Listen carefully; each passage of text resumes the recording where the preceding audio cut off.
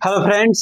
आज के इस वीडियो में हम आपको बताने वाले कि जो हमारे टीवी के बोर्ड आता है और हमारे कुछ वीडियोस में ये कमेंट भी आया था कि आप में जो टीवी के मदरबोर्ड होता है उसके सीमेटिक के बारे में बताइए, सीमेटिक से उसके बारे में बताइए।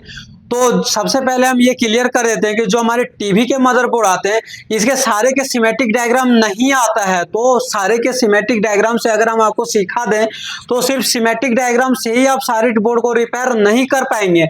आपको मैन्युअली प्रोसेस पता होना चाहिए कि अगर सीमेटिक नहीं हो तो हम कैसे इस पूरे बोर्ड को ट्रेसिंग कर सकते हैं, एक एक पार्ट्स को कैसे आप चेक कर सकते हैं, इसमें जो भी सेक्शन होते हैं वो कैसे वर्क करता है, ये सारे चीजें को आप कैसे जान सकते हैं। तो चलिए, जो भी स्टूडेंट था और जो भी इस क्वेरी को डाल रहा था कमेंट में उसको हम कंप्लीट करते हैं। और उसके लिए हम आज डायग्राम लेके आए हैं सीमेटिक को, और हम आपको दिखाएंगे कि जो हमारे डायग्राम होता है जो हम खुद से बनाया हुआ होता है और जो सीमेटिक डायग्राम होता है तो वो दोनों के बारे में कैसे कंपैरिजन कर सकते हैं। तो आज हम आपको सीमेटिक डायग्राम से दिखाएंगे। बाकी हमारे पर्सनल कुछ डायग्राम बने हुए होते हैं जो यूनिवर्सल होता है, लगभग बोर्ड में वो मैच करता है।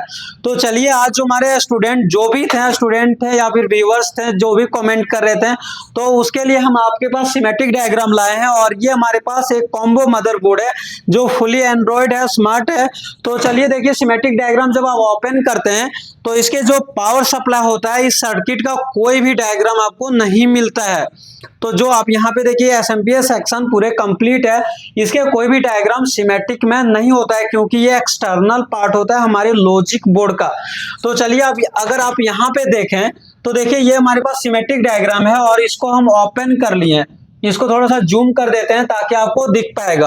अब अगर आप पहले से कुछ बोर्ड को रिपेयर करना अगर जानते होंगे तो आपको पता होगा कि जो हमारे लॉजिक बोर्ड के लिए जो सप्लाई बनता है वो यहाँ पे 12 वोल्ट बनता है और यहाँ पे जो हमारे बैकलाइट का जो बनता है वो अलग वोल्टेज बनता है। अब देखिए, जब भी आपके पास सीमेटिक को आप ओपन करते हैं कोई भी टीवी के, तो यहाँ पे देखिए आपको दिख रहा होगा ये 12 वोल्ट। अगर हम लिख दे रहे हैं ताकि आपको ज्यादा क्लियर हो पाए, ये 12 वोल्ट है और ये 12 वोल्ट से स्टैंड बाई 5 वोल्ट में कन्वर्ट करेगा और 5 वोल्ट से फिर 3.3 वोल्ट स्टैंड बाई बनेगा, ताकि हमारे जो IR और कीपैड सेक्शन होता है वो हमारे 5 वोल्ट और 3.3 वोल्ट में काम करता है। और जब हमारा टीवी स्टैंड बाई मोड में होता है, इंडिकेटर मोड में होता है, तो उसको 5 वोल्ट और 3.3 वोल्ट चाहिए। और अगर वो 12 वोल्ट से 5 वोल्ट और 3.3 वोल्ट में कन्वर्ट नहीं हो पाएगा तो हमारा इंडिकेटर काम नहीं करेगा और स्टैंड बाई मोड से वो रिलीज ही नहीं हो सकता है क्योंकि वो चालू ही नहीं है। तो सबसे पहले जो हमारा काम होगा वो 12 वोल्ट से एक हमारे जो आईसी लगा हुआ होता है, अगर हम बोर्ड में दिखाना चाहें तो देखिए यहाँ पे आपको दिख रहा होगा, अगर आप थोड़े से अच्छे से दिख पाए तो यहाँ पे देखिए ये 6 पिन का आईसी लगा हुआ होता है। ये आईसी के पूरे कंप्लीट हम आपको एक एक पिन को एक्सप्लेन करके आपको बताएंगे कि कैसे ये काम करता है। तो देखिए यहाँ से ये 12 वोल्ट आया और ये सीधा इन हो जाता है इस पिन में जहाँ पे IN लिखा है। इसके फुल फॉर्म को एक बार हम बता देते हैं। IN मतलब ये हो जाता है इनपुट। अगर आप EN देखेंगे तो EN का फुल फॉर्म हो जाता है इनेबल।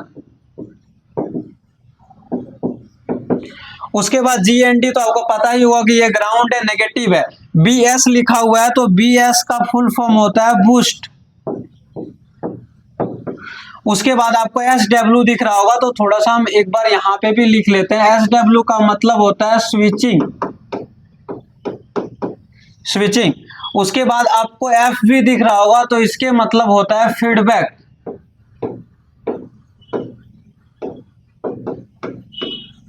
यहाँ पे हम ING लगा देते हैं ताकि आपको कंप्लीट हो जाए। तो FV के मतलब होता है फीडबैक। अगर आपको ये पूरे फुल फॉर्म चाहिए तो आपको फुल फॉर्म मिल गया होगा, हम इसको हटा देते हैं क्योंकि यहाँ पे आपको बताने में दिक्कत होगा, इसको हम सिर्फ हटा देते हैं। अब ये सारे फुल फॉर्म आपको पता चल गया होगा। आप देखिए यहाँ से ये इनपुट हमारा आ चुका है इस आईसी को, लेकिन ये आईसी तभी काम करेगा जब इसको इनेबल मिलेगा, कोई बताएगा या फिर कोई सिग्नल जाएगा जो बताएगा कि अब चालू हो जाओ। तो देखिए यहाँ से एक डिवाइडर बना रहा है। ये डिवाइडर क्या होता है भाई, तो ये हमारे जो कंपोनेंट का क्लास होता है उसी में हम इसको क्लियर करा देते हैं कि हमारे डिवाइडर क्या होता है।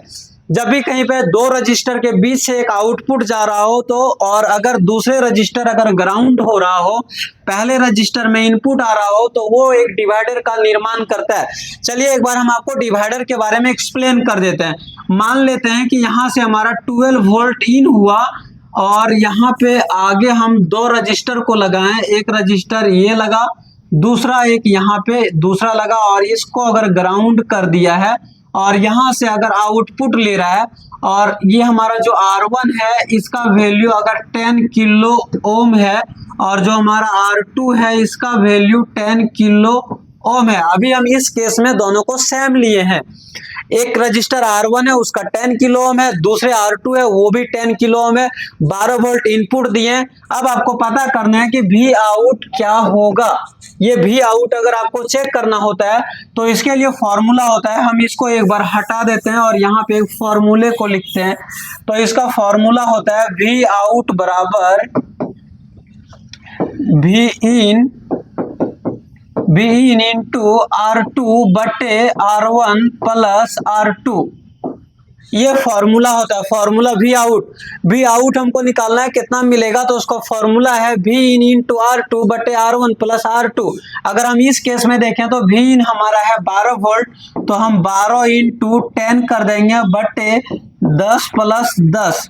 अगर हम ये करते हैं तो हमारे आउटपुट में मिलेगा 6 वोल्ट। आप इसको डिवाइड कर लीजिए, यहाँ पे आपको 6 वोल्ट मिलेगा। तो इस तरीके से आप डिवाइडर को चेक कर सकते हैं। चलिए हम इसको अब हटा देते हैं और आपको सर्किट को एक बार समझाते हैं। ये सारे कॉन्सेप्ट होता है जो आप कोई भी इलेक्ट्रॉनिक सर्किट को रिपेयर करें, या लैपटॉप, डेस्कटॉप, टीवी हो, जहां डिवाइडर बन रहा हो वहां पे ये बेसिक डिटेल्स होता है, ये आपको हमेशा यूज होता है। तो चलिए यहाँ पे देखिए हमारा ये R1 बन गया और ये हमारा R2 बन गया। अब किसी के अंदर ये डाउट आएगा कि आपने तो वहां पे R1 और R2 दोनों दिखाया था 10 किलो ओम 10 किलो ओम, यहाँ तो कुछ वैल्यू ही नहीं लिखा है, कितने वैल्यू का है। तो सर आपके पास मल्टीमीटर होता है और उसे ओम रेंज में सेट करके इस रजिस्टर के वैल्यू को चेक कर सकते हैं कितने ओम का लगा है। उसके अकॉर्डिंग आप यहाँ पे डिफाइन कर पाएंगे कि इनेबल आपको कितना मिलना चाहिए। अगर उस अकॉर्डिंग मिल रहा है तो ये ऐसी कोई इनेबल आ रहा है। अगर इसको इनपुट मिल रहा है, इनेबल मिल रहा है, तो ये हमारा बूस्ट वोल्टेज बनाता है और ये 5 वोल्ट के लगभग बनता है। और ये एक रजिस्टर में जाएगा, रजिस्टर के थ्रू एक कैपेसिटर में जाएगा, कैपेसिटर के थ्रू इसी पिन में बनाता है। अब ये बूस्ट वोल्टेज क्या करता है, तो ये आईसी में जैसे 12 वोल्ट आता है वैसे ये 12 वोल्ट यहाँ पे 5 वोल्ट भी बन जाता है बूस्ट वोल्टेज, जो इस आईसी को स्विचिंग कराने में सहायक करता है ताकि ये आईसी जल्दी से खराब ना हो। और ये जैसे ही आईसी स्विचिंग जैसे इनेबल मिल गया, बूस्ट हो गया, तो यहाँ से ये स्विचिंग करेगा और एक कॉइल में जाके स्टोर हो जाएगा और यहाँ से ये 5 वोल्ट स्टैंड बाई का निर्माण कर देगा। अब ये आईसी को फीडबैक चाहिए कि हम 5 वोल्ट ही निकाल रहे हैं या कुछ ज्यादा निकाल रहे हैं या कम निकाल रहे हैं, तो उसके लिए इसको फीडबैक देने के लिए फिर यहाँ आउटपुट से एक रजिस्टर, 2 रजिस्टर लगेगा, फिर से ये डिवाइडर का निर्माण करेगा और ये देखिए ग्राउंड जा रहा है और इससे मिल करके फिर इसको फीडबैक मिल जाएगा। जब ये फीडबैक प्रॉपर रहेगा तो ये कंटिन्यू 5 वोल्ट को बनाए रखना स्टार्ट कर देगा और ये 12 वोल्ट इनपुट लेगा, 5 वोल्ट स्टैंड बाई में निकाल देगा और कंटिन्यू हमारा बोर्ड फिर आगे चलता रहेगा। अगर ये फीडबैक नहीं मिलेगा तो ये आईसी काम करना बंद कर देगा, 5 वोल्ट आपका ड्रॉप हो जाएगा, बंद हो जाएगा, आगे कोई वोल्टेज फिर नहीं बनेगा, क्योंकि स्टैंड बाई पहले बनता है, फिर 3.3 वोल्ट बनता है, फिर आगे वाले हमारे जो वोल्टेज होते हैं जब हम कीपैड को प्रेस करते हैं उसके बाद और वोल्टेज सारे सीरीज बाय सीरीज बनना स्टार्ट हो जाता है। तो चलिए इस वीडियो में हम आपको कंप्लीट बताया स्टैंड बाई के बारे में। बाकी एक बार हम आपको दिखा देते हैं कि सिमेटिक में होता क्या क्या है, तो एक बार हम आपको पूरे बता देते हैं। देखिए यहाँ पे 12 से 5 बना, यहाँ से 5 से 1.5 वोल्ट DDR3 जो रैम वोल्टेज बनेगा। फिर अगर हम यहाँ पे जाएं तो 12 से एक 1.1 कोर वोल्टेज बनेगा, 12 से 1.1 GPU वोल्टेज बनेगा जो 0.9 से 1.4 वोल्ट तक होता है। फिर अगर आप नीचे देखें तो 3.3 ये LDO का निर्माण करता है, बाकी 5 वोल्ट से 3.3 वोल्ट स्टैंड बाई बनता है। अगर आपको कंप्लीट ये सिमेटिक डायग्राम ही चाहिए, आपको सिमेटिक डायग्राम के बारे में ही चाहिए, तो आप हमें कमेंट करिए, हम आपको सिमेटिक डायग्राम के थ्रू ट्रेसिंग करके भी दिखाएंगे, सप्लाई दे करके भी दिखाएंगे कि कैसे, ये तो हमारा थ्योरी पार्ट था, अब थ्योरी में कैसे समझ सकते हैं, बाकी आप इसको कैसे बोर्ड पे चेक कर सकते हैं, ये हम आपको कंप्लीट दिखाएंगे A to Z। अगर आपको इसमें इंटरेस्टेड हैं तो आप में जरूर कमेंट करिएगा और हम जरूर इस पे वीडियो लाएंगे। अगर आप TV repairing, laptop repairing, desktop repairing, mobile repairing, ये सारे कोर्स को सीखना चाहते हैं और काफी चीप लेवल में, एक डायग्राम लेवल पे, एक रजिस्टर लेवल पे, तो आप हमारे SMTC धनबाद को ज्वाइन कर सकते हैं।